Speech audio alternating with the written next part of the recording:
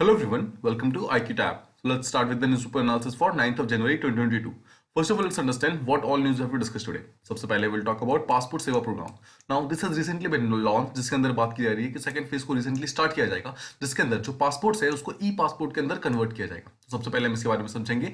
Second will talk about Assam and NDDB के बीच में एक जॉइंट वेंचर प्रोग्राम साइन हुआ है. NDDB means national dairy development board. तो असम और एनडीडीबी जो है दोनों ने साथ में मिलकर एक जॉइंट वेंचर एक अग्रीमेंट साइन किया है. तो इसके अंदर क्या क्या होने वाला है इसके बारे में भी समझेंगे.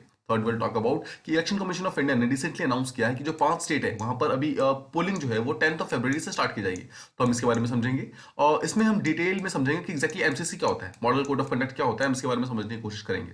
देन विल टॉक अबाउट कि इंडिया ने रिसेंटली मैंगो जो यूएसए को पहले इंडिया एक्सपोर्ट किया करता था, पिछले 2 साल से पूरी तरीके से बंद हो गया था, इसका एक्सपोर्ट फिर से स्टार्ट होने वाला है. And finally will talk about कि श्रीलंका का एक रिसेंटली टूरिज्म का एक लिस्ट आया है जिसके अंदर पाया गया है कि इंडिया ने जो श्रीलंका का टूरिज्म इसके अंदर टॉप किया है. ठीक है, तो हम इसके बारे में समझेंगे. Let's move on to the first topic that we have to discuss. It is about कि पासपोर्ट सेवा प्रोग्राम का सेकंड फेज रिसेंटली लॉन्च किया गया है. इसके बारे में समझते हैं. देखिए 7th ऑफ जनवरी को जो हमारे मिनिस्टर ऑफ एक्सटर्नल अफेयर्स है और साथ में टाटा कंसल्टेंसी सर्विसेज एक प्राइवेट बॉडी, यानी कि एक हमारे मिनिस्टर ऑफ एक्सटर्नल अफेयर्स और साथ में जो टाटा कंसल्टेंसी सर्विसेज है, इन्होंने साथ में मिलकर जो हमारा पासपोर्ट सेवा प्रोग्राम जो ऑलरेडी लॉन्च हो चुका था पहले, उसका सेकंड जो वर्जन है उसको लॉन्च किया है. जिसके अंदर बोला गया है कि ई पासपोर्ट्स को स्टार्ट किया जाएगा इंडिया के अंदर. ई पासपोर्ट क्या है? जिसके अंदर एक माइक्रोचिप लगा होगा. ठीक है, और एक ऐसा पासपोर्ट जो एक नॉर्मल पासपोर्ट होगा बट उसके अंदर एक बस माइक्रोचिप लगा होगा, that will be called as E passport. Now ऐसा कहा जा रहा है कि that this will be the largest E governance program of India. मतलब सबसे लार्जेस्ट इसको सेक्टर में किया जाएगा जहां पर टीसीएस जो है वो एक टाइप की टेक्नोलॉजी मतलब देने का हेल्प करेगा इंडियन गवर्नमेंट को. ठीक है, होप आपको समझ आ रहा होगा. देखिए मेन सारा का सारा काम जो है इंडियन गवर्नमेंट का है, बट जितनी टेक्नोलॉजी होगी वो सारी की सारी टीसीएस प्रोवाइड करेगा.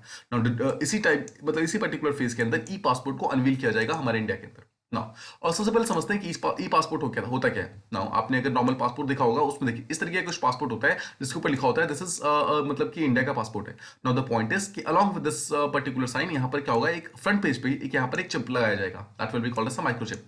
ठीक है, इस माइक्रोचिप को लगाएंगे. इस माइक्रोचिप के अंदर आपका सारा का सारा बायोमेट्रिक का डेटा होगा, जैसे कि आपके फिंगरप्रिंट्स हो गया, आपका आइरिस स्कैन हो गया. ठीक है, आपके जितने भी पर्सनल इंफॉर्मेशन है इन सब चीजों को इसके अंदर स्टोर किया जाएगा.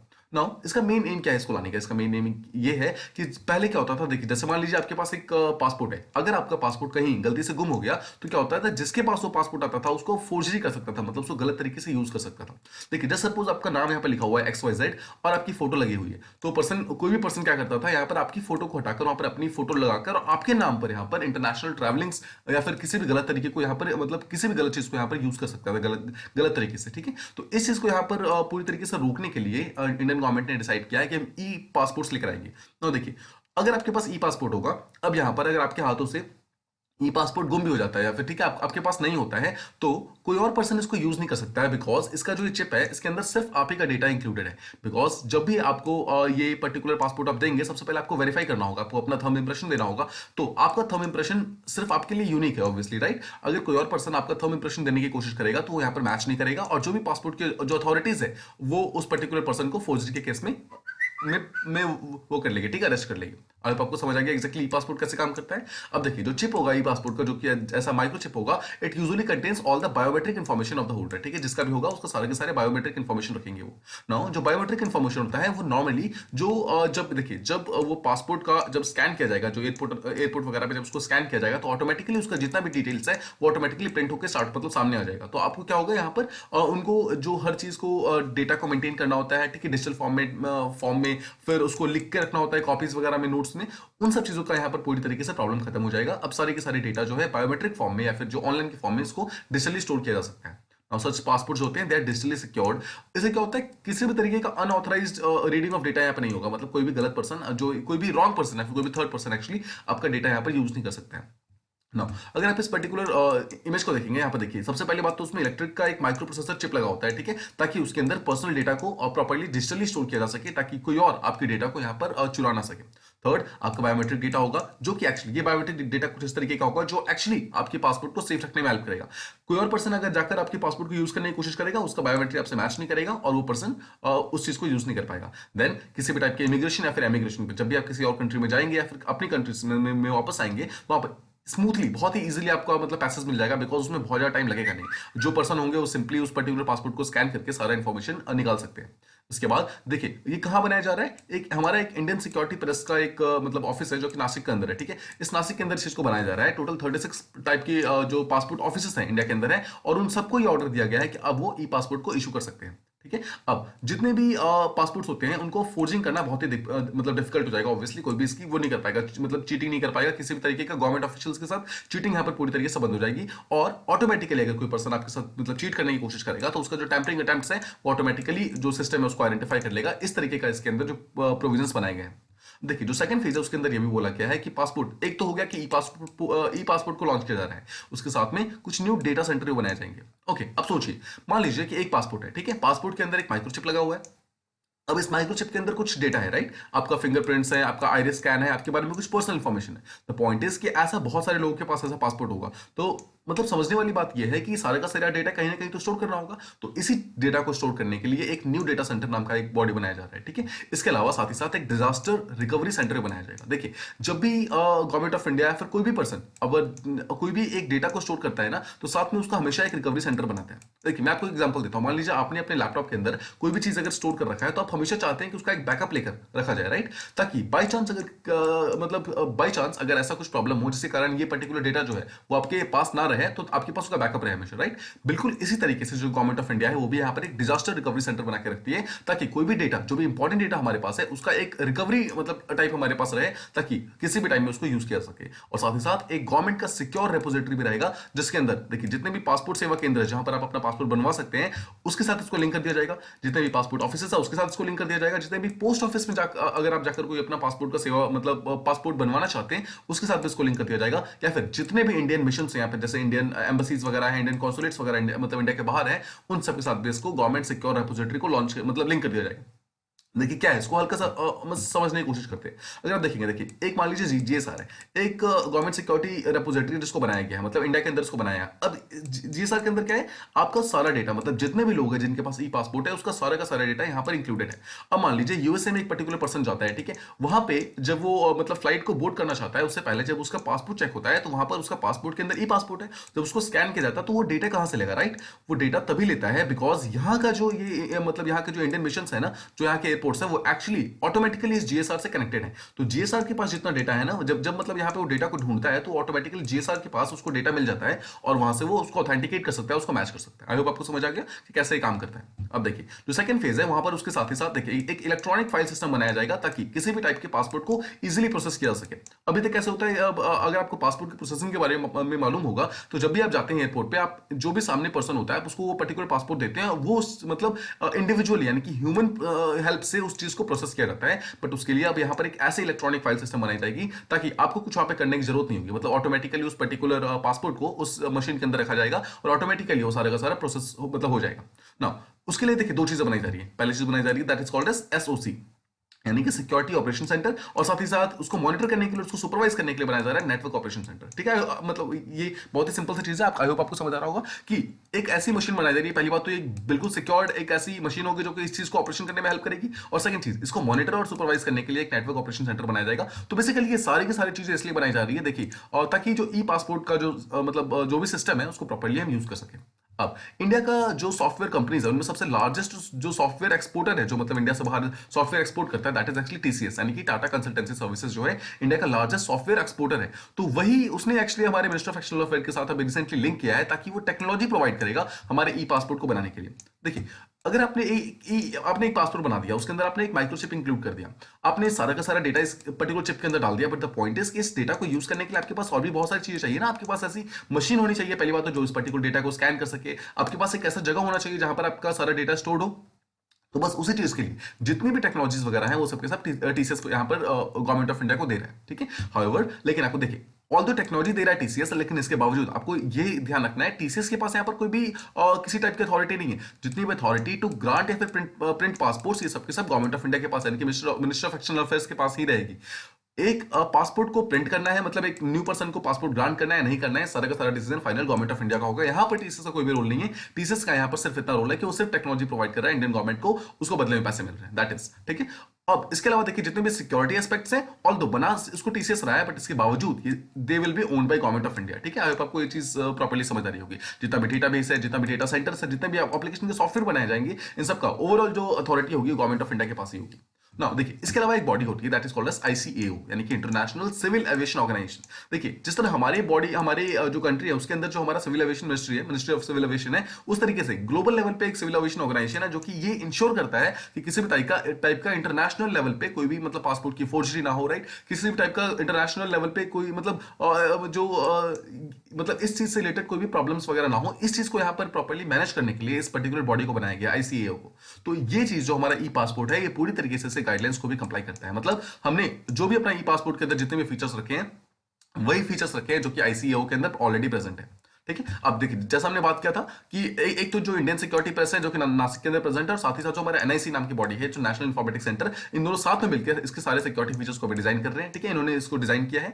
अब जो ये देखिए इसका सबसे बड़ी चीज, इसका फायदा क्या होगा? इसका फायदा ये होगा कि देखिए ऑल्दो एक चीज तो होगा इसकी कि फॉर्जरी रोक देगा, मतलब किसी भी टाइप का डुप्लीकेशन नहीं हो पाएगा इंडियन पासपोर्ट्स का। बट साथ ही साथ हमारे जो डिजिटल इकोसिस्टम जिसके लिए हम लगातार स्ट्राइव कर रहे हैं, देखिए हमने हर चीज को ऑलमोस्ट डिजिटल करने की कोशिश कर रहे हैं, उसे डिजिटल इकोसिस्टम को और ज्यादा इंप्रूव करने में ये हमारी हेल्प करेगा। साथ ही साथ जो सिटीजन का इंटरफेस होता है, मतलब देखिए जिस तरीके जितनी जल्दी से जल्दी उनको सर्विसेज वगैरह मिल सकती है, वो भी और ज्यादा फास्ट हो जाएगा। इसके अलावा जो प्रोसेस है वो और ज्यादा स्पीड अप हो जाएगा। बहुत सारे डिफरेंट सेक्टर से हम इंटीग्रेट हो सकते हैं इजीली, बिकॉज देखिए ऑनलाइन मेथड जो होता है उसमें इंटीग्रेट होना बहुत ही आसान होता है as compare to offline method. अगर आप ऑफलाइन की बात करेंगे, देखिए मान लीजिए अगर 3 मिनिस्ट्री है, तीनों को अगर यहाँ पर इंटीग्रेट होना है, तो यहाँ पर ऑफलाइन में क्या होगा, पेपर्स लेकर आएंगे। ठीक है, तीनों अपने एक जगह पर सारे के सारे पेपर्स लेकर आएंगे, उसके बाद एक जगह पर बैठेंगे, समझेंगे, उसके बाद होगा। लेकिन अगर सिंपली देखेंगे, अगर 3 मिनिस्ट्रीज को इंटीग्रेट होना है ऑनलाइन के मेथड से, तीनों अपने अपने फाइल को सिंपली ट्रांसफर कर देंगे एक जगह पर, तो इजीली इंटीग्रेट हो सकते हैं। ठीक है, आई होप आपको समझ आ रहा होगा। तो इसी तरीके से यहाँ पर जो ऑनलाइन हमने करने की कोशिश की है पासपोर्ट को, ये हमारा पहली बात तो डेटाबेस को बहुत स्ट्रांग कर देगा, सारे स्टेक होल्डर्स को इंटीग्रेट करने में हेल्प करेगा, हमारी टेक्नोलॉजी को और ज्यादा अपग्रेड करेगा, और साथ ही साथ हमारी डेटा सिक्योरिटी को और ज्यादा स्ट्रांग करेगा। आई होप आपको ये पर्टिकुलर टॉपिक प्रॉपर्ली समझ आ गया होगा। नाउ द नेक्स्ट टॉपिक जिसके बारे में बात करनी है वो ये है कि जो नेशनल डेयरी डेवलपमेंट बोर्ड है उसके साथ असम ने एज अ स्टेट यहाँ पर एक जॉइंट वेंचर साइन किया है कि असम के अंदर जाके नेशनल जो डेयरी डेवलपमेंट बोर्ड है वो यहाँ पर एक जाकर एक जॉइंट वेंचर करेगा, मतलब वहां पर अपनी पूरी की पूरी स्टैब्लिशमेंट बनाएगा। देखिए जैसे हमने बात किया, असम गवर्नमेंट ने साथ में एक अग्रीमेंट साइन किया है with national dairy development board. Under the agreement ये बात हुई है कि जो डेयरी डेवलपमेंट बोर्ड है वो अराउंड 2000 करोड़ का एक जॉइंट वेंचर स्टैब्लिश करेगा असम, मतलब असम के अंदर। देखिए ये जो जॉइंट जो वेंचर होगा ना, इसका मेन काम क्या है? इसका मेन काम होगा कि tens of lakhs of meters of milk जो है, मतलब दूध जो है, उसको प्रोसेसिंग की जाएगी उसकी। ठीक है, देखिए दूध की प्रोसेसिंग क्या होती है उसको हम अभी समझेंगे थोड़ी देर में। बस आपको समझना है कि ये इसलिए किया गया है, ये जो जॉइंट वेंचर इसलिए बनाया गया ताकि जो एनडीडीबी है वो इस पर्टिकुलर स्टेट के अंदर जाके वहां के दूध को प्रोसेसिंग कर सके। ठीक है, अब टोटल 6 न्यू यूनिट्स बनाए जाएंगे, और अगले 7 साल के लिए मतलब इस प्लान को बनाया गया, मतलब अगले 7 साल के अंदर लगभग 6 यूनिट्स बनाए जाएंगे जो कि आगे जाकर मिल्क को प्रोसेस करने में और ज्यादा हेल्प करेंगे। अब देखिए जो प्रोसेसिंग मिल्क होता है, जो प्रोसेसिंग यूनिट्स बनाए जाएंगे, वो क्या करेंगे, जितने भी डेयरी कोऑपरेटिव जो मतलब डेयरी कोऑपरेटिव्स है ना, वहां से वो लोग मिल्क उठाएंगे, वहां से वो लोग मिल्क को लेंगे। और माना जा रहा है कि लगभग 4000 से ज्यादा डेयरी कोऑपरेटिव्स ऑलरेडी असम के अंदर प्रेजेंट है। डेयरी कोऑपरेटिव्स क्या होते हैं? आप सिंपल वर्ड्स में देख सकते हैं, एक ऐसा प्लेस जहां पर बहुत सारे काउज, भैंस वगैरह ये सब रहती है और जो दूध देती है। ठीक है, तो एक जगह पर बहुत सारे दूध को स्टोर करते हैं, और उस दूध को वो देखिए पहली बात तो वो बहुत सारे रिटेल होते हैं, जो बहुत सारे ऐसे लोग होते हैं जो दूध लेते हैं उनको पहुंचाते हैं, फिर जो बहुत सारी डिफरेंट मिल्क से रिलेटेड इंडस्ट्रीज होती हैं उनको देती है। तो इन सब चीजों के मतलब जो काम करती है that is called as dairy cooperatives. ठीक है, तो ये जो डेयरी कोऑपरेटिव है ना, इनके साथ ये लोग अभी लिंकअप मतलब एक साइन करेंगे, और उनसे ये लोग दूध लेंगे, जो एनडीडीबी वाले हैं। ठीक है, वहीं से दूध लेंगे और उसको फिर प्रोसेसिंग करेंगे। इसके साथ में देखिए 6 तो यहाँ पर न्यू यूनिट्स बनाए जाएंगे जो कि इस चीज को प्रोसेसिंग करने में काम आएगा। उसके अलावा 2 मैन्युफैक्चरिंग यूनिट्स बनाए जाएंगे। नो समझने वाली बात यह है कि अगर दूध को प्रोसेस करना है तो यहाँ पे मैन्युफैक्चरिंग यूनिट्स किस चीज के लिए बनाए जाएंगे? तो देखिए पहला जो मैन्युफैक्चरिंग यूनिट्स बनाया जाएगा वो बनाया जाएगा कैटल के फीड के लिए। कैटल फीड मतलब एक गाय अगर अच्छा मतलब फीड खाएगी तभी वो अच्छे क्वालिटी का दूध दे पाएगी, right. This is a very common thing. तो इसलिए एक कैटल के फीड को बनाने के लिए यहाँ पर पहली बात तो मैन्युफैक्चरिंग यूनिट बनाया जाएगा, और सेकंड जो ऑर्गेनिक मेन्योर होता है, मेन्योर मतलब खाद जो होता है ना, ऑर्गेनिक मेन्योर, वो ताकि इस पर्टिकुलर एरिया के अंदर जो एग्रीकल्चर है साथ में साथ वो भी डेवलप होता रहे। देखिए एक अगर पर्सन होता है ना, वो सिर्फ पूरी तरीके से काऊ या फिर भैंस के ऊपर, दूध के ऊपर पूरी तरीके से डिपेंडेंट नहीं होता है। इसका मतलब है कि he is also doing agriculture और समथिंग, मतलब ये सब चीजें भी कर रहा है। तो उसके लिए वहां पर ऑर्गेनिक मेन्योर का भी एक मैन्युफैक्चरिंग यूनिट बनाया जाएगा। आई होप आपको जो बेसिक आउटलाइंस था वो सारे का सारा क्लियर हो गया ना।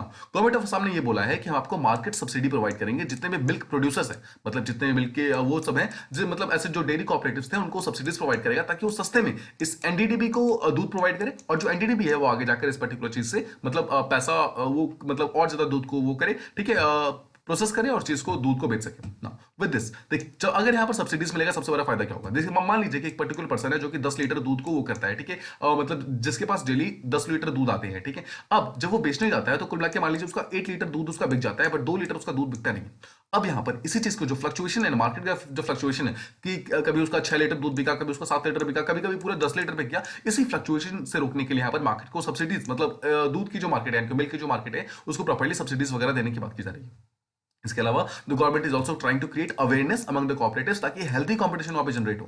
अब देखिए ये तो बहुत ही नॉर्मल सी चीज है कि अगर हेल्थी कंपटीशन क्रिएट होगा तो ऑटोमेटिकली जो मिल्क की जो इंडस्ट्री है ऑटोमेटिकली बूम होना स्टार्ट हो जाएगी। हेल्थी कंपटीशन का मतलब है क्या होगा? इससे दो चीजें होती है, पहली बात तो प्राइस हमेशा कम होंगे, और सेकंड चीज का वो क्वालिटी इंक्रीज होता है। जब कंपटीशन आता है तो प्राइस कम होता है और क्वालिटी इंक्रीज होती है, और ये दोनों चीजें अगर होती है तो ऑटोमेटिकली कोई भी इंडस्ट्री यहाँ पर बूम होती है। तो इसलिए यहाँ पर बोला जा रहा है कि इस पर्टिकुलर चीज को अवेयरनेस फैलाया जा रहा है ताकि एक हेल्थी कंपटीशन आए असम के अंदर भी। Now the Assam government is also looking for ways to adopt new technologies animal husbandry, यानी कि जो एनिमल हस्बेंडरी होता है, मतलब जिस तरीके से एनिमल का देखभाल किया जाता है ना, उसके अंदर भी न्यू न्यू टेक्नोलॉजीज को लाने की बात की जा रही है। देखिए यहाँ पर एक गिर गिर नाम की एक वो होती गाय होती है, ठीक है, मतलब गिर बेसिकली एक टाइप का वो है, उनका स्पीसीज का वैरायटी है जो कि काफी ज्यादा हाई मिल्क यील्डिंग टाइप की गाय होती है। तो माना जा रहा है कि ज्यादा से मतलब 15,000 से ज्यादा ऐसी जो गिर जो गाय हैं उनको यहाँ पर असम गवर्नमेंट ने खरीदा है और जितने भी डेयरी कॉपरेटिव्स हैं उनको दिया है।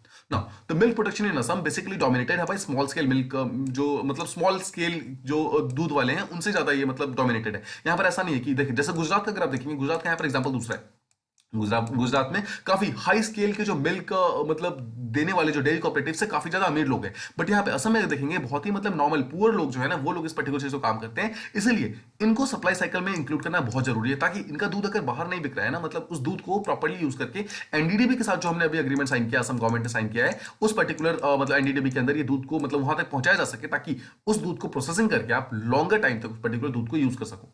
देखिए ऑल्सो जो मिल्क जो मतलब लाते हैं, they also face shortage of feed. देखिए जैसा हमने बात किया, जो गाय होती है, गाय को अगर अच्छा खाना मिलेगा तभी वो अच्छा दूध दे पाएगी, राइट? तो इस चीज के लिए सेकंड, जो बहुत सारी इंडियन कैटल ब्रीड्स होती है ना, वो बहुत ही लेट मेच्योर होती है, तो दूध देना काफी लेट स्टार्ट करती है। तो इस चीज को प्रॉपर्ली मैनेज करने के लिए हमने यहाँ पर जो गिर नाम की जो वैरायटी है गाय की, उस चीज को लेकर आए हैं। इसके अलावा लैक ऑफ एजुकेशन, बहुत सारे ऐसे लोग हैं जिन्हें एग्जैक्टली पता नहीं है, एग्जैक्ट उन्हें अवेयरनेस नहीं है, एग्जैक्ट उन्हें पता नहीं कि किस तरीके से गाय को या फिर जो भैंस है उनको किस तरीके से हम मैनेज कर सकते हैं। इन चीज के बारे में प्रॉपर एजुकेशन वगैरह प्रोवाइड करना, हाइजीन का जो कंडीशन है वो ना होने के कारण बहुत सारी प्रॉब्लम्स होती हैं, मार्केटिंग की स्ट्रेटजीज उन्हें नहीं पता है, प्राइसिंग की स्ट्रेटजीज नहीं पता है, इन सब चीजों के कारण जो बहुत सारी प्रॉब्लम्स होती है, इन सब चीजों को प्रॉपर्ली सॉल्व आउट करने के लिए यहाँ पर असम गवर्नमेंट ने एनडीडीबी के साथ एग्रीमेंट साइन किया है, ताकि जो छोटे छोटे फार्मर्स है ना, उनसे आप डायरेक्टली दूध जो है वो डायरेक्टली अपना दूध एनडीडीबी को बेच सके, और ताकि जो एनडीडीबी है उस पर्टिकुलर चीज को प्रोसेसिंग कर सके। नाउ जो मिल्क प्रोसेसिंग होती है, it helps to preserve the milk for days. सबसे पहले आप समझते हैं कि देखिए यहाँ पर हम बात कर रहे हैं कि जो प्रोसेसिंग होती है उसका फायदा क्या है। प्रोसेसिंग का सीधा सा मतलब है कि जहां पर आप अपने दूध को कुछ दिनों तक, फिर कुछ महीनों तक, यहां तक कि कुछ हफ्तों तक भी आप अपने दूध को प्रॉपर्ली स्टोर कर सकते हो। ये अगर आप प्रोसेसिंग कर दोगे दूध को, उस मतलब उससे ये फायदा होता है। वहां पर एक वर्ड होता है पेस्चराइजेशन, ठीक है, मिल्क का पेस्चराइजेशन होता है। पेस्चराइजेशन का मतलब क्या है? पेस्चराइजेशन का सीधा सा मतलब है कि एक ऐसा प्रोसेस है जहां पर जो किसी भी टाइप का फूड, मतलब किसी भी टाइप का फूड होता है इंक्लूडिंग दूध जो होता है, उसको माइल्ड हीट के साथ ट्रीट किया जाता है, मतलब हल्का हल्का उसको गर्म किया जाता है। अब जो गर्म किया जाता है नॉर्मली उसको 100 डिग्री सेल्सियस तक के आसपास के टेम्परेचर से मतलब वो करते हीट करते हैं, ताकि उसके अंदर जितने भी पैथोजेंस है और जितने भी उसकी बैक्टीरिया है वो सारे के सारे मतलब वो हट जाए और उस पर्टिकुलर फूड का शेल्फ लाइफ इंक्रीज हो जाए। तो बस सेम चीज जो होती है ना, सेम जो ये पर्टिकुलर मेथड है, ये दूध के लिए यूज किया जाता है। यहाँ पर प्रोसेसिंग का सीधा सा मतलब है कि वो पैथोजेंस को मतलब मार देता है, और वहां पर HTST और UST नाम के दो प्रोसेस होते हैं। यहाँ पे देखिए HTST का पहली बात फुल फॉर्म क्या होता है? HTST का मतलब होता है high temperature short time pasteurisation, ठीक है, और UST का मतलब होता है अल्ट्रा हाई टेम्परेचर स्टरलाइजेशन। देखिए इसको समझते हैं। देखिए अगर आप समझेंगे high temperature but for a short time, ठीक है, तो HTST का मतलब है कि 72 डिग्री सेल्सियस पे, मतलब काफी हाई टेम्परेचर पर आप उसको रखते हो बट बहुत ही छोटे टाइम के लिए, मतलब सिर्फ 15 सेकंड्स के लिए, ठीक है। अगर आप ऐसा करते हो ना, उसके अंदर जितने भी बैक्टीरिया होते हैं वो ऑटोमेटिकली इंस्टेंटली सारे के सारे मारे जाते हैं, और आपका दूध जो है पूरी तरीके से शेल्फ लाइफ उसकी इंक्रीज हो जाती है। और सेकंड तरीका होता है ultra high temperature. Ultra high temperature का मतलब है कि आप 72 डिग्री से भी ज्यादा आप टेम्परेचर यहां पे इंक्लूड कर दो, दैट इज अराउंड 135 डिग्री तक उसको दूध को बॉईल किया जाता है। उसी कारण जितने भी उसके अंदर हार्मफुल बैक्टीरिया होते हैं उनकी पूरी तरीके से डेथ हो जाती है, और वो दूध का जो शेल्फ लाइफ है वो ऑटोमेटिकली इंक्रीज हो जाता है। आई होप आपको ये दोनों चीज समझ आ गई। HTST क्या होता है और UST क्या होता है? तो HTST का फुल फॉर्म क्या है? High temperature but for a short time. और अल्ट्रा हाई टेम्परेचर का मतलब होता है जहां पर बहुत ज्यादा टेम्परेचर रखा जाता है। तो अगर आपसे क्वेश्चन पूछा जाएगा कि HTST और UST उसमें ज्यादा टेम्परेचर किस में होता है? तो देखिए नाम से आपको मालूम चल जाएगा कि अल्ट्रा हाई टेम्परेचर वाला जो दूध जो आप गर्म करते हैं, अल्ट्रा हाई टेम्परेचर में हमेशा जो टेम्परेचर होगा वो ज्यादा होगा। आई होप आपको ये बेसिक चीजें समझ आ रही होंगी। नाउ जो हम एनडीडीबी के बारे में बात कर रहे हैं, एनडीडीबी के बारे में थोड़ा बेसिक समझते हैं कि exactly national dairy development board है क्या।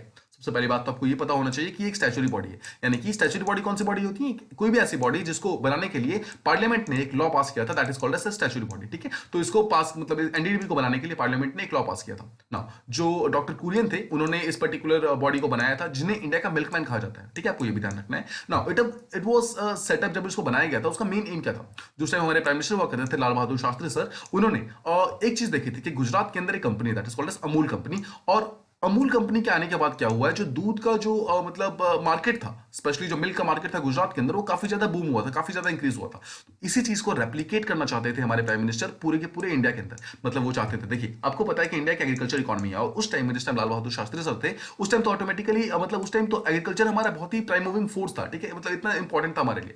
तो जो एग्रीकल्चर सेक्टर को के ऊपर अगर हम इतना ज्यादा डिपेंडेंट थे, तो इस चीज को और ज्यादा इंक्रीज करना वो हमारा मेन काम था, राइट। तो इसी चीज के लिए जो हमारे प्राइम मिनिस्टर थे वो चाहते थे कि जो चीज यहाँ पर अमूल कंपनी ने गुजरात के अंदर किया है, सेम चीज, यानी कि जो हमारे पास गाय भैंसे हैं, जो हमारे पास मिल्क का हमारे पास इतना अच्छा इंडस्ट्री है, उस चीज को रेप्लिकेट किया जाए पूरे के पूरे इंडिया के अंदर। इसी चीज के लिए यहाँ पर किया गया था। नाउ यहाँ पर 1970 के आसपास में क्या होता है, ऑपरेशन फ्लड यहाँ पर स्टार्ट किया जाता है, जो कि एनडीडीबी ने स्टार्ट किया था। ऑपरेशन फ्लड का सीधा सा मतलब था जहां पर हमने दूध का जो प्रोडक्शन था वो काफी ज्यादा इंक्रीज किया था, मतलब मिल्क को प्रोड्यूस करना स्टार्ट किया था, जिसके लिए इस पर्टिकुलर टाइम में हम वर्ल्ड के सबसे लार्जेस्ट मिल्क प्रोड्यूसर बन गए थे उस पर्टिकुलर टाइम के लिए। ठीक है, इसे क्या बोला जाता है, व्हाइट रेवोल्यूशन बोला जाता है। इसके बारे में हम थोड़ी देर में बात करेंगे ना। तो एनडीडीबी जो होता है एक बहुत ही इंपॉर्टेंट रोल प्ले करता है in the milk production in the country. हमारी पूरी कंट्री के अंदर जो मिल्क जो प्रोडक्शन होता है उसके अंदर बहुत ही इंपॉर्टेंट रोल प्ले करता है, और इसकी जितनी एक्टिविटीज है, जितने प्रोग्राम्स है, इसका सब मेन काम एक ही है। मेन काम उसका ये है, जितने भी फार्मर ओन इंस्टीट्यूशन है, मतलब ऐसे जो छोटी छोटी डेयरीज है, डेयरी कोऑपरेटिव्स हैं, उन सबको सपोर्ट करना, उनको नेशनल पॉलिसीज के अंदर लेकर आना, और ताकि उन सबका ग्रोथ प्रॉपर्ली हो सके, जो फार्मर्स की इनकम है उसको हमें और ज्यादा इंक्रीज किया जा सके।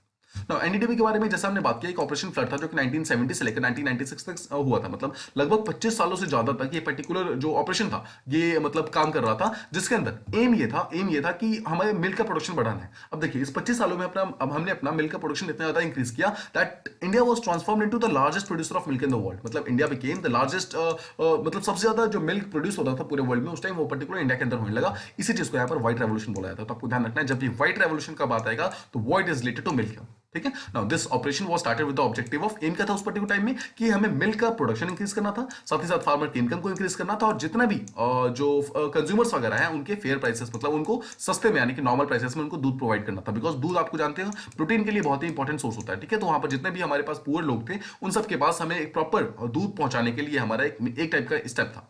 नाउ इसके अलावा जो अभी जो एनडीडीबी है उसका अगर आप अभी की बात करेंगे तो उसने इंटीग्रेट करके अराउंड 1 लाख से ज्यादा ऐसे डेयरी कॉपरेटिव्स बना दिए, जैसा कि आनंद और अमूल नाम की जो कंपनी जो गुजरात के अंदर स्टार्ट हुई थी, वैसे ही उन्होंने 1 लाख से ज्यादा ऐसी डेयरी कॉपरेटिव्स बना दी। ठीक है, अंडर दिस अगर आप देखेंगे तो एनडीडीबी जो है विलेज लेवल की तक जाकर मतलब काम करता है। एनडीडीबी सिर्फ ये नहीं करता है कि स्टेट लेवल पे काम करके छोड़ देगा, फिर डिस्ट्रिक्ट लेवल पे काम करके छोड़ देगा, नहीं, वो एक क्या करता है 3 टियर का एक स्ट्रक्चर बनाता है, मतलब 3 टियर स्ट्रक्चर बनाता है, जहां पे देखिए एनडीडीबी बिल्कुल टॉप पे है जो कि सेंट्रल लेवल पे है। उसके अलावा वो स्टेट डेयरी फेडरेशन के साथ काम करता है, और स्टेट डेयरी फेडरेशन के नीचे अगर आप आएंगे तो विलेज लेवल सोसाइटी के साथ काम करता है। तो आई होप आपको समझ आ रहा होगा, एनडीडीबी एट द टॉप, ठीक है, उसके अलावा फिर स्टेट लेवल पे, फिर सबसे नीचे विलेज लेवल पे, मतलब इस 3 टियर स्ट्रक्चर पे वो काम करने की कोशिश करता है। बिकॉज जैसा आप जानते हैं कि अगर हमें सच में डेवलपमेंट करना है, हमें सच में कुछ चेंजेस लाने हैं, तो हमेशा चेंजेस जो है हमेशा नीचे से चेंजेस आने स्टार्ट होते हैं। चेंजेस कभी ऐसा नहीं हो सकता कि हम अगर हम टॉप पे चेंजेस लाएंगे तो बहुत ही कम चांस है कि वो नीचे की तरफ जाएगा, लेकिन अगर आप नीचे की तरफ से चेंजेस लाने स्टार्ट करोगे तो एक्चुअली वो काफी ऊपर तक जाता है। ठीक है, इसी पर्टिकुलर चीज को हमने यहाँ पर यूज किया। नाउ आई होप आपको ये चीज प्रॉपर्ली समझ आ गई होगी। तो द नेक्स्ट टॉपिक जो जिसके बारे में बात करनी है कि 5 स्टेट्स के अंदर रिसेंटली जो इलेक्शंस होने वाले थे और वो रिसेंटली अनाउंस कर दिया गया है। तो इलेक्शन कमीशन ने ये बोला है कि जो 5 स्टेट्स हैं, यूपी, उत्तराखंड, पंजाब, गोवा एंड मणिपुर, आपको उसके नाम हमेशा ध्यान रखना है, किसी भी इंटरव्यू के अंदर ये पूछा जा सकता है। उसके इलेक्शन जो है वो स्टार्ट हो रहे हैं फरवरी 10 से, और it will go on till March 7 तक जाएगा। ठीक है, और इसकी जो काउंटिंग होगी that will be held on March 10। ठीक है, ये था बेसिक जो इन्फॉर्मेशन था ना। उसके अलावा इलेक्शन कमीशन ऑफ इंडिया ने भी बोला है कि जो पोलिंग बूथ है जहां पे पोलिंग वगैरह होगा, और जितना पोलिंग स्टाफ है, वो पहली बात तो पोलिंग स्टाफ पूरी तरीके से फुली वैक्सीनेटेड होंगे, और जो पोलिंग बूथ है वहां पर प्रॉपर सेफ्टी मेजर्स लिए जाएंगे ताकि कोविड का स्प्रेड यहाँ पे इंक्रीज ना हो। तो आपको यहाँ पे पता होना चाहिए कि जो आर्टिकल 172 क्लॉज 1 है हमारे कॉन्स्टिट्यूशन का, वो ये बोलता है कि हर 5 साल में जो असेंबली इलेक्शन है वो हो जाने चाहिए। तो इसी चीज का यहाँ पर इलेक्शन कमीशन ऑफ इंडिया ने बोला है कि अगर हम यहाँ पर इलेक्शन असेंबली इलेक्शंस को पोस्टपोन करेंगे तो that will result in situation जहां पर जो लोग हैं, जो पीपल है, जो एक्चुअली डेमोक्रेसी के अंदर हु आर एट द मतलब हाईएस्ट लेवल पे, they are the people are at the highest level. तो पीपल के पास जो आपके पास राइट टू इलेक्ट है ना, उस चीज का वायलेशन होगा। इसी चीज को यहाँ पर ध्यान रखते हुए बोला गया है आर्टिकल 172 के अंदर जो हर 5 साल में इलेक्शन हो जाने चाहिए थे, वही इलेक्शन अभी हम मतलब होने वाले हैं। नाउ यहाँ पर एक छोटा सा कंसेप्ट हम समझने की कोशिश करते हैं कि एग्जैक्टली एमसीसी क्या होता है, मॉडल कोड ऑफ कंडक्ट। देखिए एमसीसी अगर आप समझेंगे एक टाइप के गाइडलाइंस होते हैं। MCC there are type of guidelines जो कि इलेक्शन कमीशन ऑफ इंडिया इसको इशू करता है, जहां पर मेन काम ये होता है कि जितने भी पॉलिटिकल पार्टीज है और जितने भी कैंडिडेट्स है जो कि इलेक्शन फाइट कर रहे हैं, वो इलेक्शन से पहले किस तरीके का काम करेंगे ना, किस तरीके का उनका कंडक्ट होगा, उस चीज को प्रॉपर्ली यहाँ पर एक कोड देता है। कोड का मतलब होता है एक टाइप का रूल्स, ठीक है, रूल्स एंड रेगुलेशंस। तो आपको इसका बेसिक से मीनिंग समझ आ गया। अब देखिए जो इलेक्शन कमीशन ऑफ इंडिया है उसको आर्टिकल 324 के अंदर ये पावर दी गई है, सुप्रीम मतलब जो कॉन्स्टिट्यूशन है हमारा उसने पावर दी है कि you have to conduct free and fair elections, ठीक है। आर्टिकल 324 आपको ध्यान रखना है, इलेक्शन कमीशन ऑफ इंडिया से डायरेक्टली रिलेटेड है। तो आर्टिकल 324 के अंदर जो पावर है वो ये बोलता है कि आपको फ्री इलेक्शन कराने और फेयर इलेक्शन कराने हैं, और दोनों के लिए, पार्लियामेंट के लिए भी और स्टेट लेजिस्लेचर के लिए भी। तो अभी जो स्टेट लेजिस्लेचर के लिए जो मतलब इलेक्शन होने वाले हैं वो भी आर्टिकल 324 के अंदर ही आता है। अब क्वेश्चन आता है कि एमसीसी ऑपरेशनल किस दिन से होता है, तो इसका आंसर ये है कि एमसीसी उस दिन से ऑपरेशनल हो जाएगा जिस दिन इलेक्शन का स्केड्यूल अनाउंस हो जाएगा। तो आई होप आपको समझ आ गया होगा। देखिए जो 5 स्टेट्स है जहां पर अभी रिसेंटली इलेक्शन का स्केड्यूल यहां पे अनाउंस हो गया, इसका मतलब क्या है कि एमसीसी वहां पर अब स्टार्ट हो चुका है, मतलब इन ऑपरेशन आ चुका है। अब वहां पर तब तक ये एमसीसी चलेगा जब तक ये इलेक्शन पूरी तरीके से खत्म नहीं हो जाता है।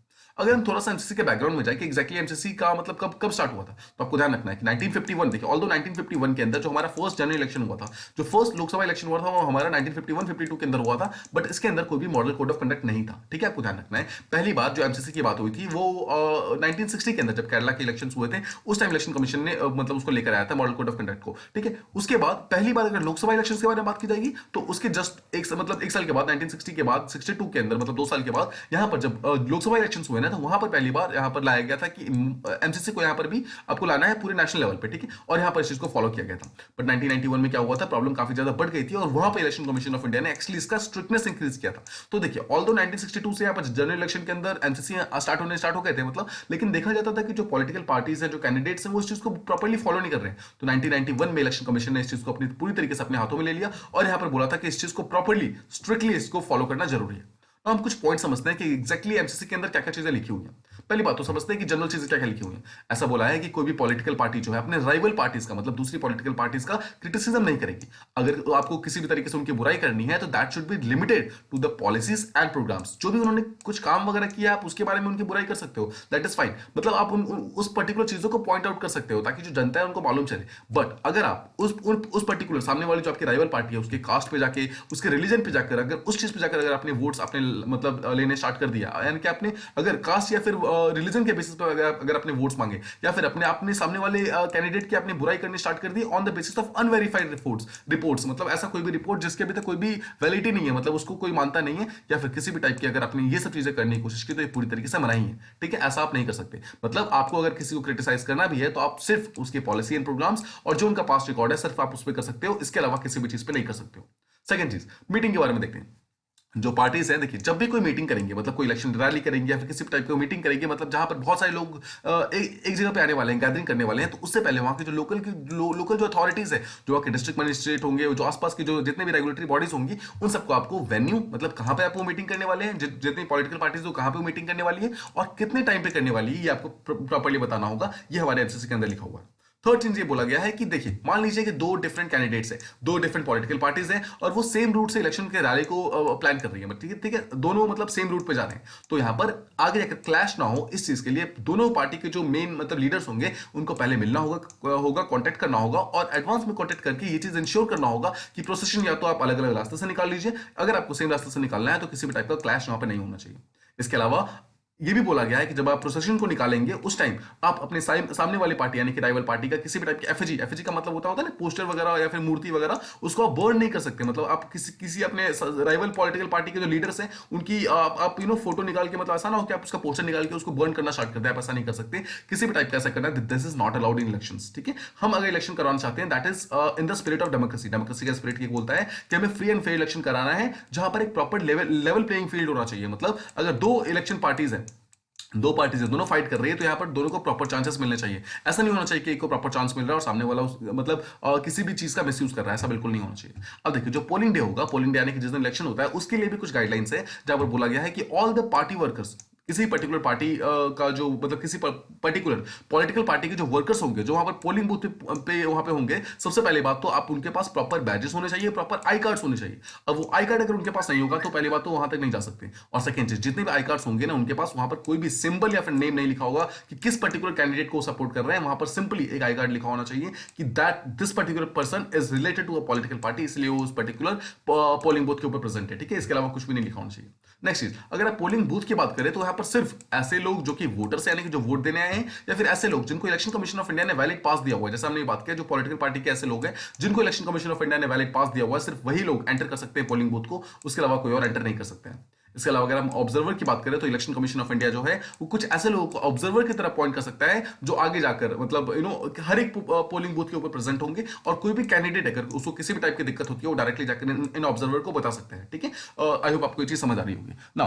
जो पावर में पार्टी होती है, जो भी रूलिंग पार्टी होती है, उसके लिए कुछ स्पेशल गाइडलाइंस है। यहाँ पर बोला गया है कि 1979 में, देखिए 1979 में स्टार्ट किया गया था, जहां बोला गया था कि जो भी पावर रूलिंग पार्टी होगी, मतलब जो रूलिंग पार्टी होगी उनके पास कुछ चीजें उनको रिस्ट्रिक्ट किया गया है कि आप ये चीजें नहीं कर सकते हो। देखिए क्यों किया गया है, बिकॉज अगर कोई पर्टिकुलर रूलिंग पार्टी है तो ऑब्वियसली वो अपने पावर का मिसयूज कर सकती है, मतलब गलत अपने अपने पावर का, अपने पोजीशन का मिसयूज ना करे। इस चीज को रोकने के लिए यहाँ पर कुछ एक्स्ट्रा रिस्ट्रिक्शंस उनके ऊपर लगाएंगे। पहला बोला गया है कि जो मिनिस्टर्स वगैरह होंगे यानी कि जितने भी जैसे किसी टाइप का जो कैबिनेट मिनिस्टर्स है, फिर कोई भी मिनिस्टर्स होंगे, अगर वो किसी भी ऑफिशियल विजिट पे जा रहे हैं, मतलब जो कोई काम ऐसा कर रहे हैं जो कि स्टेट गवर्नमेंट का है फिर सेंट्रल गवर्नमेंट का है, वहां पर वो कोई भी इलेक्शन का काम नहीं करेंगे। पहली बात तो यानी कि आपको इलेक्शन की रैलीज को ऑफिशियल विजिट के साथ मर्ज नहीं करना है।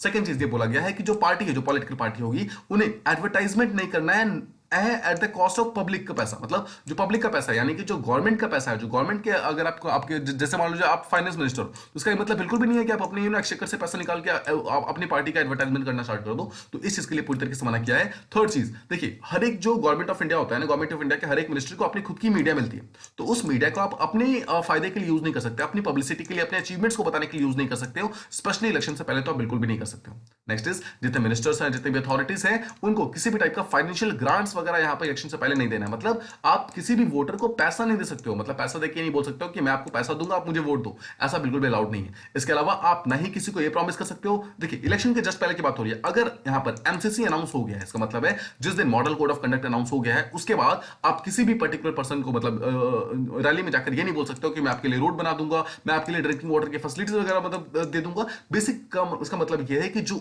एक पर्सन की बेसिक नेसेसिटीज है उसके ऊपर जाकर लास्ट टाइम में नहीं खेल सकते हो। अगर आपको ये करना है तो आप अपने इलेक्शन मैनिफेस्टो के अंदर दीजिए, बट इसका मतलब बिल्कुल भी नहीं है कि आप जाके बोलना स्टार्ट कर दें कि अगर आप मुझे वोट देंगे तो मैं आपको 100 रुपए दूंगा, 500 रुपए दूंगा, right. This is totally illegal. अब देखिए इसके अलावा जो पार्टी रूलिंग पार्टी होगी उसको यह भी बोला गया है कि जो बाकी पार्टीज है, मतलब जो रूलिंग में नहीं है, उनको आप प्रॉपर्ली अलाउ करें कि जितने भी पब्लिक स्पेसेस है उसको आप मतलब वो जो दूसरी पार्टीज है वो उसको भी यूज कर सके। और ऐसा ना हो कि जो रूलिंग पार्टी है सिर्फ वही एक पर्टिकुलर मतलब जगह को पूरी तरीके से वो कर ले, वैकेट कर ले और उसको मतलब पूरी तरीके से उसको कैप्चर कर ले और वहां पर किसी और पार्टी को रैली ना करने दे, ये भी अलाउड नहीं है, ठीक है। तो जो रूलिंग पार्टी है उसके ऊपर कुछ एक्स्ट्रा रिस्ट्रिक्शन थे जिसके बारे में हमने बात की। नाउ अगर हम इलेक्शन मैनिफेस्टो की बात करें, मैनिफेस्टो क्या होता है? मैनिफेस्टो को सीधा सा मतलब है कि जो भी पॉलिटिकल पार्टी इलेक्शन में जा रही है ना, उस इलेक्शन में जाने से पहले क्या होता है, वो एक मैनिफेस्टो वो करती है, रिलीज करती है, जिसके अंदर वो प्रॉमिसेस लिख के देती है, ठीक है। मतलब सिंपल वर्ड्स में ऐसा है कि वो प्रॉमिसेस लिख के देती है जिसमें बताती है कि अगर हम जीत गए तो हम क्या क्या करेंगे। लेकिन यहां पर बोला गया है कि किसी भी टाइप के मैनिफेस्टो के अंदर आप पार्टी मतलब कुछ भी ऐसा चीज नहीं लिख सकते हो जो कि एक्चुअली वोटर्स को एक्स्ट्रा इन्फ्लुएंस करने की कोशिश कर रहा है, मतलब किसी भी तरीके गलत इन्फ्लुएंस नहीं करना चाहिए, ठीक है। या फिर कोई भी ऐसा चीजें नहीं होना चाहिए जो कि ये बोलना चाहे कि मतलब हम आपको ये इतने पैसे देंगे वो कर देंगे, मतलब किसी भी टाइप का आप इलीगल चीज यहां पर नहीं लिख सकते हो मैनिफेस्टो के अंदर। आई होप आपको ये चीज प्रॉपर्ली समझ आ गया होगा। नाउ एमसीसी का लीगल इन्फोर्समेंट देखते हैं कि क्या वो लीगली बाइंडिंग है या फिर नहीं है। आपको ध्यान रखना है इसका कोई भी स्टैच्यूटरी बैकिंग नहीं है। मतलब एमसीसी को जो स्टार्ट किया गया था उसको simply election commission of India ने अपने स्ट्रिक्ट रूल को और ज्यादा स्ट्रिक्ट करने के लिए किया था। इसको करने के लिए कोई भी यहाँ पर पनिशमेंट नहीं है। मतलब अगर किसी पर्टिकुलर पार्टी ने एमसीसी को फॉलो नहीं किया तो उसके अगेंस्ट कोई भी यहाँ पर पनिशमेंट वगैरह का कोई भी प्रावधान नहीं है, ठीक है। इसके अलावा बोला गया है इसका मेन काम बस ये है कि ये इन्फोर्समेंट को स्ट्रिक्ट करने में हेल्प करता है, specially election commission of India के। लेकिन कुछ ऐसे प्रोविजंस हैं जो मॉडल कोड ऑफ कंडक्ट के एमसीसी के हैं जिसको बाकी डिफरेंट प्रोविजंस को यूज करके उसको पनिशमेंट के लिए यूज किया जा सकता है। देखिए मैं आपको एग्जांपल देता हूं। मान लीजिए एमसीसी के अंदर ये लिखा हुआ है कि आपको वायलेंस नहीं करना है, ठीक है, आपको वायलेंस नहीं करना है। तो अगर कोई पर्टिकुलर वायलेंस करेगा, मान लीजिए कोई पर्टिकुलर पॉलिटिकल पार्टी है वो आगे जाकर रैली के अंदर वायलेंस करती है, तो आप उसको एमसीसी के एक्ट के अंदर तो ऑब्वियसली कुछ नहीं कर सकते हो, बट आपको उसको इंडियन पीनल कोड यानी कि जो हमारा आईपीसी है, सीआरपीसी यानी कि कोड ऑफ क्रिमिनल प्रोसीजर है, इसके अगेंस्ट आप कर सकते हो। जो आरपीए एक्ट है हमारा जो इलेक्शन को एक्चुअली कंडक्ट कराता है, बाकी एक्ट के थ्रू आप मतलब उन लोगों को अरेस्ट कर सकते हो, लेकिन एमसीसी के एक्ट के थ्रू नहीं कर सकते हो। अभी आपको ये चीज समझ आ गया होगा। नाउ 2013 में क्या हुआ था, एक स्टैंडिंग कमेटी थी जो कि पर्सनल जो हमारा मिनिस्टर ऑफ पर्सनल है उसने एक स्टैंडिंग कमेटी बैठाई थी ताकि ये मालूम किया जाए कि क्या एमसीसी को लीगली बाइंडिंग करना चाहिए फिर नहीं करना चाहिए। तो उन्होंने ये रिकमेंड किया था कि हाँ एमसीसी को आप लीगली बाइंडिंग कर दो और ऐसा करो कि आरपीए 1951 जो रिप्रेजेंटेशन ऑफ पीपल्स एक्ट है उसके अंदर एमसीसी को इंक्लूड कर दो। सिंपल सी बात है, मतलब इलेक्शन के अंदर उसको परमानेंट कर दो कि एमसीसी रहेगा ही रहेगा, ठीक है। लेकिन यहाँ पर इलेक्शन कमीशन ने खुद ही मना कर दिया। इलेक्शन कमीशन ने बोला कि इसे लीगली बाइंडिंग करना सही नहीं होगा। उसका एक बहुत ही स्ट्रॉन्ग रीजन दिया इलेक्शन कमीशन ऑफ इंडिया ने। उस टाइम बोला देखिए जिस दिन एमसीसी अनाउंस होता है ना, नॉर्मली जो इलेक्शन कमीशन ऑफ इंडिया वो ये चाहती है कि जिस दिन एमसीसी अनाउंस हुआ है उसके 45 डेज यानी कि 1.5 मंथ्स के अंदर वो सारा इलेक्शन कंप्लीट हो जाए, ठीक है। ऐसा इलेक्शन कमीशन ऑफ इंडिया चाहती है। अब इलेक्शन कमीशन ऑफ इंडिया का ये बोलना है कि अगर आप इस चीज को लीगली बाइंडिंग मतलब हो जाएगा, मतलब ये यानी कि अगर आप ऐसा होगा कि मान लीजिए एक पर्टिकुलर पर्सन है जिसने वायलेंस किया है, ठीक है, अब इसके अगेंस्ट मैंने अगर यहाँ पर कोर्ट केस कर दिया, वो कोर्ट केस आपको लगता है 45 डेज के अंदर फिनिश होगा? बिल्कुल नहीं होगा। ऐसा मतलब इलेक्शन कमीशन ऑफ इंडिया का कहना है कि ये बहुत ज्यादा टाइम लेता है। जो जुडिशियल प्रोसीडिंग्स होती है वो बहुत लंबा टाइम ले लेती है। तो ऐसा ना हो कि अगर एक पर्टिकुलर पॉलिटिकल पार्टी है जिसने कोई वायलेंस किया है मैं उसको मतलब अरेस्ट करूं और उसका अरेस्ट के चक्कर में मतलब मैं उसके चक्कर में फंस जाऊं और 2 महीने 3 महीने मैं कोर्ट के चक्कर मारता रहूं, ठीक है। यहां पर इलेक्शन पूरी तरीके से बंद हो जाए और मैं 2-3 महीने उसी की चीज के मतलब उसे प्रूव करने में लगा हुआ हूं कि इस पर्सन ने वायलेंस किया है फिर नहीं किया है, तो क्या होगा यहां पर पूरी तरीके से जो मेन एम है हमारा जो इलेक्शन जल्दी से जल्दी करवाना है वो कंप्लीट नहीं हो पाएगा, ठीक है। इसलिए बोला है कि अगर आपको जल्दी से जल्दी इलेक्शन कराना है तो यहां पर एमसीसी को यहां पर लीगल वो मत दो, ठीक है। आप सिंपली डिफरेंट जो बाकी प्रोविजंस है, आईपीसी हो गया, सीआरपीसी हो गया, उसके थ्रू आप उन लोगों के ऊपर एक्शन लो, बट एमसीसी के थ्रू एक्शन मत लो, ठीक है। तो ये हमने बात की यहाँ पर प्रॉपर्ली एमसीसी के बारे में। आई होप आपको सारे टॉपिक मतलब सारी चीजें प्रॉपर्ली समझ आ गई होंगी। Now let's move on to the next topic जिसके बारे में बात करना है। इट इज अबाउट इंडिया जो है मैंगो एक्सपोर्ट करने वाली है यूएसए को after some type of gap. Haters का मतलब होता है एक टाइप का गैप ना, समझते हैं इसको। देखिए 2 साल का गैप हो गया है जहां पर इंडिया ने अभी किसी भी टाइप का कोई एक्सपोर्ट स्पेशली मैंगोज वगैरह का यहाँ पर यूएसए को नहीं किया था। फाइनली फरवरी 2022 से फिर से एक्सपोर्ट जो है वो स्टार्ट होने वाला है। तो 2 चीजों का यहाँ पर जो वो है वो स्टार्ट होने वाला है, एक तो मैंगोज का और एक अनार का, ठीक है। अनार जो होता है ना, इन दोनों चीजों का स्टार्ट होने वाला है। यानी कि देखिए फरवरी से मैंगो इंडिया फिर से यूएसए को प्रोवाइड करेगा और अप्रैल से अनार देना स्टार्ट कर देगा। बदले में यूएसए ने बोला है कि यूएसए हमें अल्फा अल्फा है देगा। देखिए अल्फा अल्फा अल्फा है क्या होता है? है का सीधा सा मतलब है जो ऐसी चीजें होती है ना जो एक्चुअली एनिमल्स जो खाते हैं, भूसा, ठीक है, चारा आप उसे कह सकते हैं, ठीक है। चारा जो एनिमल फीड होता है उसे हे कहते हैं। तो अल्फा अल्फा जो है वो इसी टाइप की एक वैरायटी है, इसी को मतलब माना जाता है। और यूएसए जो है इंडिया को ये देगा, ठीक है, अल्फा अल्फा हे देगा और बदले में इंडिया क्या देगा? मैंगोज देगा और ये जो है ये देगा, ठीक है। अब देखिए हमारे जो डिपार्टमेंट ऑफ एग्रीकल्चर है उसने साइन किया, यूएस का जो डिपार्टमेंट ऑफ एग्रीकल्चर है, दोनों के बीच में एक अग्रीमेंट साइन हुआ है जहां पर 2 वर्सेस 2 का एग्रीकल्चर मार्केट एक्सेस जो है वो स्टार्ट होगा, ठीक है। आई होप आपको समझ आ रहा होगा। देखिए 2 चीजें इंडिया से जाएंगी और 2 चीजें मतलब इंडिया के अंदर आएंगी। मतलब 2 चीजें इंडिया यूएसए को देगा और 2 चीजें यूएसए इंडिया को देगा। तो इंडिया दे रहा है मतलब ये मैंगो और ये अनार, और यूएस क्या दे रहा है? यूएस दे रहा है, देखते एक तो दे रहा है अल्फा अल्फा है और एक दे रहा है चेरीज, ठीक है, एक टाइप के फ्रूट्स होते हैं। ये दोनों चीजें प्रोवाइड कर रहा है। आपको ये चीज प्रॉपर्ली समझ आई हो ना। जो अग्रीमेंट है इसके अंदर कुछ चीजें बोली गई है। पहला बोला है कि इंस्पेक्शन और ओवरसाइट ट्रांसफर जो है वो इंडियन मैंगोज का और अनार दोनों का किया जाएगा और साथ ही साथ इंडिया जो है अपनी मार्केट प्रोवाइड करेगा ताकि यूएस अपनी चेरीज और अल्फा अल्फा है को दोनों चीजों को प्रोवाइड कर सके। इजी है। इंडिया क्या क्या दे रहा है? मैंगो दे रहा है और अनार दे रहा है, ठीक है। और बदले में यूएस क्या क्या दे रहा है? एक दे रहा है चेरीज दे रहा है और एक दे रहा है अल्फा अल्फा है, ठीक है। अब इंडिया जो है पिछले 2 साल से यूएसए को मैंगो एक्सपोर्ट नहीं कर रहा। उसका एक रीजन ये है कि जब भी कोई मैंगो एक्सपोर्ट होता था ना, उससे पहले क्या होता था, यूएसए अपने इंस्पेक्टर्स को इंडिया भेजता था, ठीक है, भेजता था और वहां पर आके वो लोग प्रॉपर्ली चेक करते थे, सर्टिफाई करते थे कि जो प्रोडक्ट्स यूएसए के अंदर जा रही है वो सही है कि नहीं है। बट कोविड के कारण पिछले 2 साल से वो इंस्पेक्टर्स इंडिया के अंदर आ नहीं पाए हैं, इसीलिए जो एक्सपोर्ट है पूरी तरीके से बंद हो गया। इसीलिए यहां पर बोला गया है कि फिर से हम इस चीज को स्टार्ट करेंगे और जो इंस्पेक्टर्स है फिर से वो इंडिया में आ रहे हैं, उस चीज को चेक करेंगे प्रॉपर्ली और फिर वहां से एक्सपोर्ट स्टार्ट हो जाएगा। Both the countries they are pleased, दोनों इस बात से खुश है कि दोनों का जो ट्रेड है फिर से वो स्टार्ट हो रहा है, और स्पेशली देखा गया है 2021 के बाद जो ट्रेड स्टार्ट होने की बात की जा रही है, माना जा रहा है कि it has increase to around 50% increase, मतलब जो भी हम पिछले साल जो जितना ट्रेड करते थे उससे हम काफी अच्छा हमने स्ट्रांगली इसको स्टार्ट किया है, 50% ज्यादा हमने इसमें किया है, ठीक है। अब देखिए जो अल्फा अल्फा है उसके बारे में समझने की कोशिश करते हैं। अल्फा अल्फा है एक टाइप का पेरेनियल लेगुमिनस फॉडर प्लांट है। फॉडर प्लांट का आई होप मतलब समझ के कैसा प्लांट है, इसको फॉडर के रूप में यूज किया जाता है, जिसको गाय भैंस जो मतलब जो खाती है। ये पेरेनियल मतलब पूरे साल मिलता है, ठीक है। अब इसे एक और वर्ड बुलाता है, it is also called as lichen. तो आपको ध्यान रखना है, ल्यूकेन वर्ड से आपको यूपीएससी या फिर कोई भी एग्जामिनेशन क्वेश्चन पूछ सकता है कि एग्जैक्टली व्हाट इज ल्यूकेन, या फिर ल्यूकेन के फीचर पूछे जा सकते हैं। अब अल्फा अल्फा है तो सबको मालूम हो जाएगा, बिकॉज अल्फा अल्फा है ऑब्वियसली न्यूज में आ गया, बिकॉज यूएसए ने ये मतलब ये इंडिया को दे रहा है, ठीक है। तो ये न्यूज में है, बट आपको यहाँ पे इसका जो दूसरा नेम है यानी कि ल्यूकेन, ये भी ध्यान रखना है। ये टाइप के लॉन्ग टैप रूट्स होते हैं जिसमें बहुत सारे डिफरेंट ब्रांचेस होते हैं, और ये बहुत ही फास्ट ग्रो करता है, ठीक है, बहुत ही फास्ट ग्रो करता है। अब सेकंड चीज का ये है कि ये बहुत ही स्ट्रांग होता है, इतना स्ट्रांग होता है कि ये ड्रॉट को, हीट को, कोल्ड को, इन सब चीजों को एक बार में झेल सकता है, और ये बहुत ही डेंसली ग्रो करता है। मतलब आप देख सकते हैं, ठीक है, ये बहुत ही कम स्पेस में काफी ज्यादा ये वो करता है, ग्रो करता है, इसलिए ये पर एकड़ बहुत ज्यादा यील्ड्स प्रोवाइड करता है। माना जाता है कि एक उसके अंदर मतलब एक एकड़ के अंदर ये 10 टन से ज्यादा का जो फॉडर है वो दे सकता है। और आपको ध्यान रखना है 50% ऑफ द वर्ल्ड का जो अल्फा अल्फा है प्रोड्यूस होता है, that is actually in USA, और सेकंड जो लार्जेस्ट है दैट इज 40% अर्जेंटीना है। तो सबसे ज्यादा कौन वो करता है, यूएसए करता है, और सेकंड नंबर पर जो करता है प्रोड्यूस वो करता है अर्जेंटीना। तो आई होप आपको ये पर्टिकुलर टॉपिक प्रॉपर्ली समझ आ गया होगा। तो द लास्ट टॉपिक जिसके बारे में बात करनी है कि वो जो श्रीलंका का रिसेंटली टूरिज्म का लिस्ट आया है उसके अंदर इंडिया ने टॉप किया, इसको हम समझते हैं। देखिए इंडिया ने रिसेंटली टॉप किया है जो श्रीलंका का टूरिस्ट अराइवल्स का लिस्ट आया है, स्पेशली दिसंबर का, दिसंबर यानी कि दिसंबर 2021 का, और पूरे साल का भी यानी कि दिसंबर का भी आया, पूरे साल का भी लिस्ट आया, दोनों के अंदर इंडिया ने टॉप किया है। ये डेटा किसने निकाला है, श्रीलंका का जो टूरिज्म डेवलपमेंट अथॉरिटी है उसने निकाला है। अब श्रीलंका यहाँ पर फिर से यहाँ पर शो कर रहा है कि फिर से वो ग्रेजुअली रिवाइटलाइज कर रहा है, मतलब फिर से जो ग्रोथ था वो रीगेन कर रहा है। जैसे आपको पता है श्रीलंका की इकोनॉमी लगातार डाउन जा रही है, तो इस चीज को डाउन को इंक्रीज करने के लिए जो टूरिज्म है ये बहुत इंपॉर्टेंट है। आपको ध्यान रखना, देखिए टूरिज्म जो है ना वो श्रीलंका के लिए इतना इंपॉर्टेंट है कि उसका थर्ड लार्जेस्ट वो सेक्टर है, मतलब सबसे ज्यादा जो पैसा आता है ना फॉरेक्स का वो टूरिज्म से आता है, थर्ड लार्जेस्ट, ठीक है। इसी चीज को फिर से यहाँ पे ग्रो कराने की कोशिश कर रहा है यहाँ पे श्रीलंका।